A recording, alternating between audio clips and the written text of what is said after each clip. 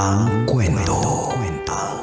Mula sa mahiwagang Burnay. Mula sa mahiwagang Burnay.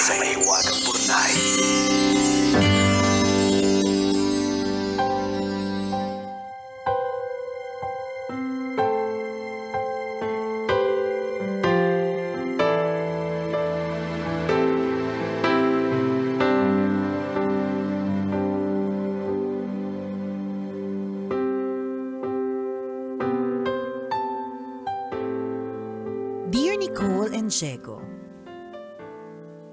itago niyo na lang ako sa pangalang Cha. Mid-20s at nagtatrabaho sa isang hotel. Wait lang, na-distract ako. Na-distract ako kasi kailangan ko lang i-forward sa pamilya ko na na-approve sa visa, US visa yung kapatid ko. Thank you Lord. Oh, blessing. Take 2. Okay. Na-distract ako, sorry. Dear Nicole and Diego, itago niyo na lang ako sa pangalang Cha. Mid-20s at nagtatrabaho sa isang hotel dito sa BGC. Wala naman akong problema. Hindi ko lang talaga alam kung anong iisipin ko sa isang pangyayari lately. Actually, hindi ko nga sure kung dapat ko bang isipin at all. Mabuti pa ikwento ko sa inyo at magbigay kayo ng opinion pagkatapos, please. Ano ba yan? Ayaw mo nga isipin, iniisip pa namin. Sige na nga.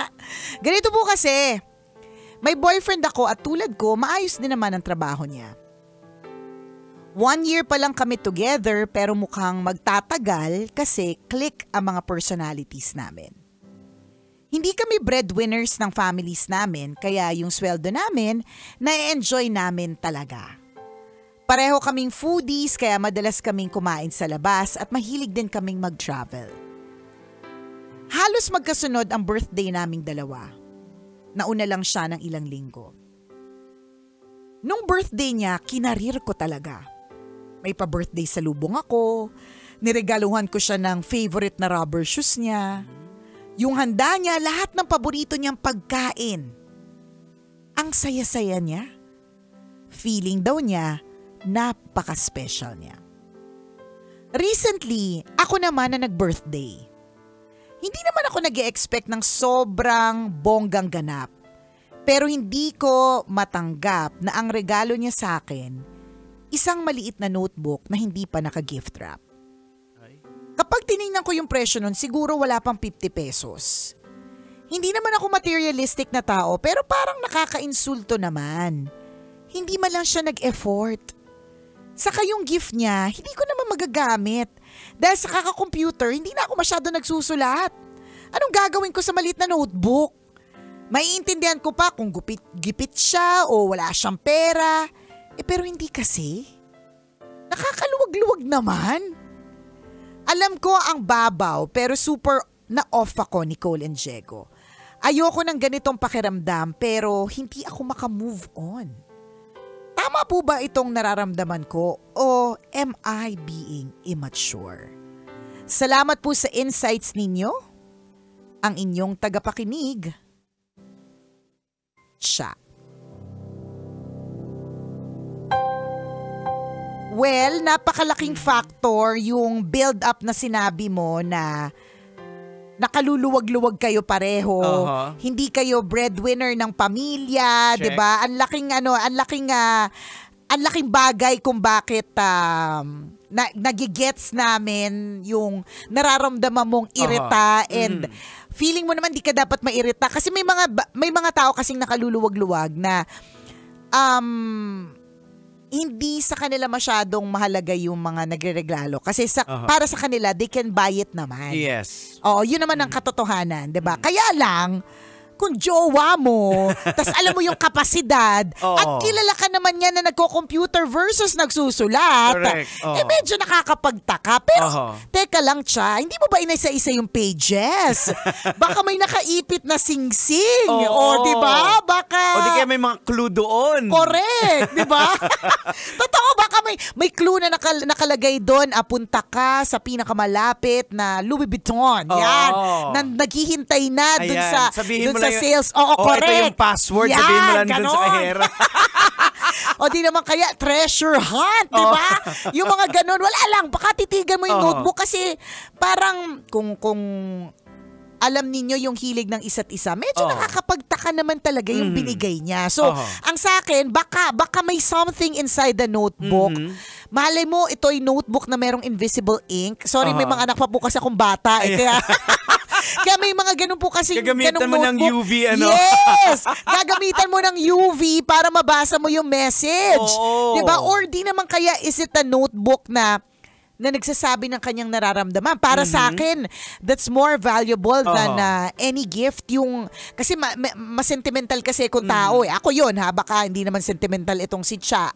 Baka hindi niya feeling magbasa-basa ng mga messages. Pero may mga ganun eh. So wala lang. Kasi nakakapagtaka. And secondly, nasabi mo na ba sa kanya? Yan ang pinaka-importante. Di ba? Na wag mong kimkimin na parang magagalit ka na lang sa kanya. Tanungin mo siya. Correct. Maging open ka. Tsaka 1 year na rin din naman kayo. Tama, Matagal-tagal na rin din. At ikaw, sinabi mo mismo na feeling mo magtatagal kayo. Correct, di ba? Hindi, tsaka ang daming common grounds nila eh. Correct, ang daming common. So, it's really so nakakapagtaka, di ba? It's so nakaka-lurk eh. Yung ganito na feeling mo. Tsaka, bukod doon, it's not that you're being materialistic eh. Hindi eh. Kaya lang, di ba, especially for people na nakaluluwag-luwag, it's really the thought that counts. So parang dun sa pagbigay niya na maliit na notebook na parang walang silbi. Hindi mo ma-justify bakit ito. Correct eh. Parang walang meaning. Oo, totoo. Di ba parang Para saan? You did not put, yun yung parang feeling mong masama yung loob mo. Parang ba't hindi naman nag-effort? Di ba? Hindi mo naman samantalang ako, hindi ka dapat mag-compare. Kasi kung halimbawa, ginawa mo yun, kasi dapat ginawa mo yun because mahal mo siya.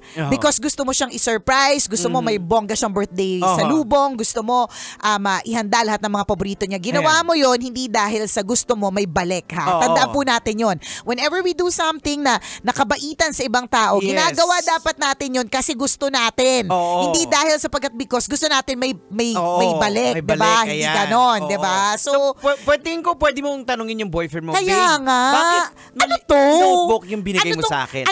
Anong meaning nito? Correct, ganon yung atake. Anong meaning nito? Baka kasi, mag 1 year na tayo, it's been a while, lagi tayong magkasama, ang dami nating bonding moments. Baka naman merong part of you na hindi ko pa nadidiscover, na meaningful, and it's in this notebook. Yung mga ganong pwedeng sulatan mo yung mga memories natin dyan. Ganun ba yun? Pag naubos mo yung page, magpapakasal na tayo. Ganun ba yun? Sa madaling salita, haka-haka ang lahat hanggat hindi po natin na itatanong dun sa mismong person. You deserve an explanation. Bakit notebook? Ano yung purpose? Ano yung reason? May meaning ba ito? Correct. Hindi kasi pwedeng sarilinin mo lang eh. Tama. Dapat mo itanong eh. Pero eto lang din, is it actually the first time? Kasi kung halimbawa, there are some people na hindi talaga sila marigalong people. Diba na, at hindi ibig sabihin na hindi kanya mahal pag hindi siya marigalo. Ganun lang talaga yung kanyang DNA. Yes, may mga taong hindi marunong magregalo. Correct. May mga taong hindi marunong magregalo. May mga taong sa sobrang siguro na pressure siya dun sa binigay mo na hindi niya alam kung paano isusuklian. So, ang binigay niya na lang sa'yo, funny thing.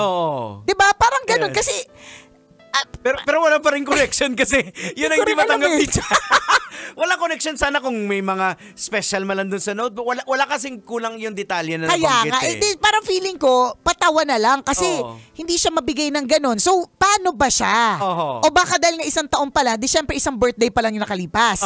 So, hindi pa natin alam kung paano magbigay ng regalo. Kasi again, may mga taong ganun na kahit effortan mo ng bonggang-bongga, binigyan mo siya ng so much, ang balik sa'yo talaga wali. Kasi hindi sila ganun.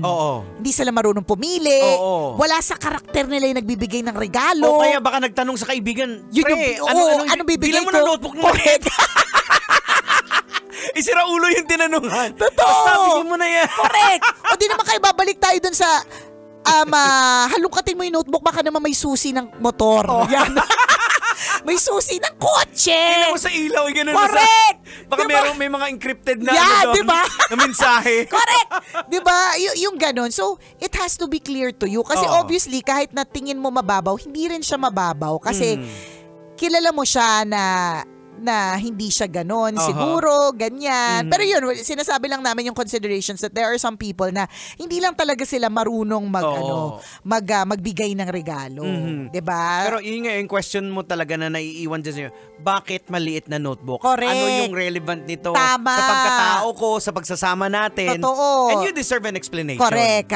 Or di naman kaya, yun nga they're not showy with gifts. Hindi nila yun.